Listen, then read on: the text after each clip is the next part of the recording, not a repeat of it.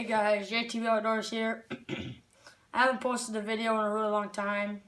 Sorry about that. I've tried filming hunts. I went bow hunting quite a few times.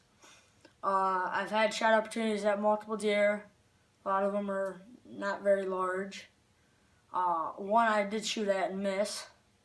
I got in my stand about probably 3. I got everything set up, got the camera on and everything, and I made sure everything was working right. And I looked back, didn't see nothing. Heard a bunch of crunching, looked back, didn't see nothing, and all of a sudden there was 25 yards. I thought he was 20. I put the 20-yard pin right on him. I gave him a nice haircut, perfectly aligned with the vitals and stuff. I did have the camera on. I almost got the miss on video. It was really close. I just got the back half of his body. But yeah. I'm filming with my phone, so the quality is a little bit better right now. And then I had a shot opportunity at another deer. I didn't take it. Dimples. Really nice 8-pointer. I've had him on trail camera during the summer. First time I've seen him on hoof. I grunted him in. He was about 80 yards away. I did a short little few grunts on the extinguisher. He came in about 15. It's actually 23 yards if I remember right. I thought he was further away than that, and he came in about, it was 4:30 he came in. And so he was in close. I couldn't get my camera situated in that tree proper, so I didn't film that hunt. So I had him at 23 yards, and so yeah. And then a few nights later, my dad saw him again. He was probably 40 yards away from him. And then I hunted a different stand it was 3 Saturdays from now. My dad saw even a bigger one that I've had on trail camera for a while. He's a real tall 9-point. I think I have sheds from him last year, but I'm not for sure. If so, last year he was a 12, this year he's a 9. But he's really, really tall. He's probably about that tall off his main beams. So I haven't seen that deer, but my dad saw him. And gun hunting didn't go super well. A guy that on the property I hunted on shot a really nice buck, 170 class. He scored, it was exactly 170. About 400 yards away from the stand I was going to sit in, but I never made it to that stand that morning. That was opening morning, I believe, in Wisconsin. So opening morning, I did shoot a small doe. I couldn't film. I decided not to film because it was all hectic that morning and everything. And then that was all Saturday, and then Saturday we had a wedding to go to in the evening, so I went to the wedding. And then Sunday we hunted, didn't see anything. Sunday evening didn't see anything. Monday I did get another doe on a drive, a pretty darn big doe. I dropped her as well. And then we did a big drive with my mom's side of the family on Friday, the day after Thanksgiving. I just about stepped on a doe. It was really close. I shot and missed at her. I darn near stepped on her. She was pretty darn close. Of course, she broke through the drive, which she could have just as well went forward into the drive, which we should have done. And then after that, we hunted. We cut up deer on Saturday. We had 5 to cut up this year. My 2 uncles got pretty nice bucks, and my cousin also got a smaller deer, first deer she ever got. And then I got 2 deer, and that's all. We had 5 to clean, so we got them all cleaned up and in the freezer. And then Sunday we hunted. Didn't see anything. So the main purpose of this video, I guess, is ice fish and stuff. I went to Walmart today and spent like 23, 25 bucks on ice fishing stuff. Mainly because I need it. I don't need it, but it would help me in the long run. I do have an ice shanty this year. I got one for my grandparents for Christmas a few years back. Actually, no. They found one that they bought at a garage sale with an ice auger, and I had to earn it, so I mowed their lawn like 4 or 5 times to earn it. It's a one-person flip-over shanty. So what I got at Walmart was I got this plastic ice scoop here. It's not very good. My grandparents have one of these. They're not my favorite because I've broken them because, you know, after what happens is this part here gets all icy and you go to hit it on the ice, it cracks. So I've done that a few times. I do have a 6-inch hand crank auger, and that's the auger I will be using. This is a 4-inch hole, but they didn't have a 6-inch one. But I do have a ice scoop for an 8-inch hole, which is really, really nice. Nice and metal. I was trying to find one like this for a 6-inch, but this wouldn't work for a 6-inch hole. And it's got a kind of a pick at the end, so if you go in someone else's hole that's a little frozen over, just hit it with that. So I do have that. I didn't get this at Walmart, by the way. I got this, and I got some these spring bobbers. You put them on your pole.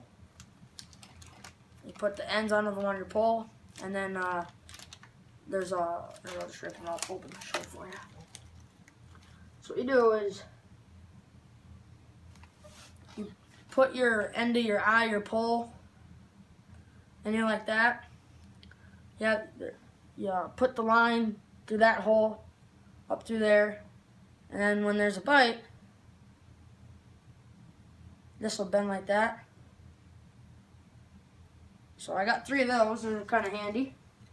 All 3 different sizes. I got a big one, a medium one, and a small one, which I just got. They're like 89 cents.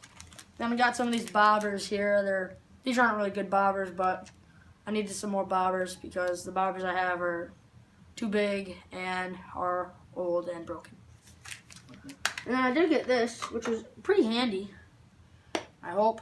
Anyway, it will be. It's a 2-sided jig holder. You put your... Here, I'll get a jig for you. I have too many jigs. But this is a little jig here. You just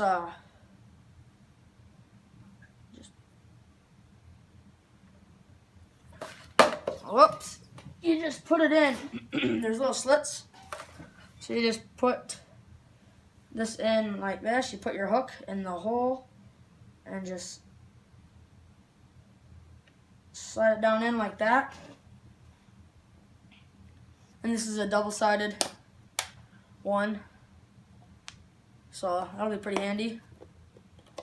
Because I don't have a very good ice fishing tackle box, but now I do. And then I got this tip-up. Tip-ups, if you don't know, they're really pretty good for catching bass, northern, walleye. I have another one of these here. I'll show it to you. But this is the new one. Like $15 pretty much. This is a pretty... There were some on there that were a lot more expensive and a lot cheaper. But basically what you do is what I do anyway. I have 30-pound, let's see here. I have on my spool here, I have 30-pound spider wire braid. I don't use tip-up line because it's just not necessary. You can use 65-pound Power Pro braid. You can use anything. I was told that 30 pounds is a good one to use. So you just do that, And then after you do that, and let's say you have it set up like this with your flag out. Your flag will be dangling like this. And then you have your minnow or your shiner. I like to use shiners down here on your treble hook. And then when a fish bites it, you have it set up like that. And when a fish, sorry about this, guys. When a fish pulls on it like that, the flag goes up, and then this flag flies in the wind, and then, you know, a fish is ripping line, ripping line, ripping line. So that's a good tip up that I like. It's not a super amazing one, but it does the job for sure. I've caught 4 or 5 fish on tip up. I caught my first northern on a tip up, first northern ever I caught on a tip up.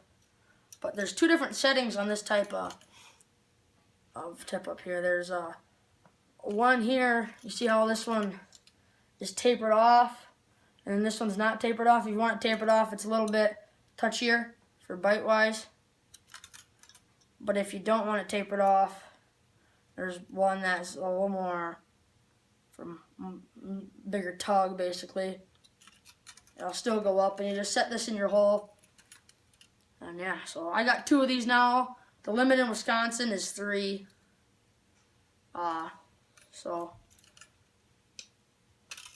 then so yeah, I got 2 tip ups now. As I said, the limit in Wisconsin is 3. So I can have more tip ups out. And I like to use shiners. And for my rods, I have a bunch. I think I have 4 of these older rods like this. My grandpa got them for me. They're pretty cheap, but they work. I mean, it's an ice fishing pole. I mean, you have this one's not very good because it's wobbly. I have better ones, but there's this one I got, and then this one is a little bit longer. This one doesn't have a reel, it just has an old put line around it like that. I don't like to use these that much because if a fish does like to run, it doesn't have room to run because your line's wrapped up on through here. I do have one like this that's probably about 4 foot long. It's quite a bit bigger. And then I got this one right here, same one. And my 2 favorite ones is this one's one of my favorite ones right here. It is a very light rod, super duper light. It's got an orange painted tip to it. It's very, very delicate. Like I'm not even barely jigging. It wiggles so much and it bends really, really far. It's pretty good for what it is. It's pretty old. Just got an old-fashioned reel on it. This is one of my favorites. My other favorite is a legitimate one. I won this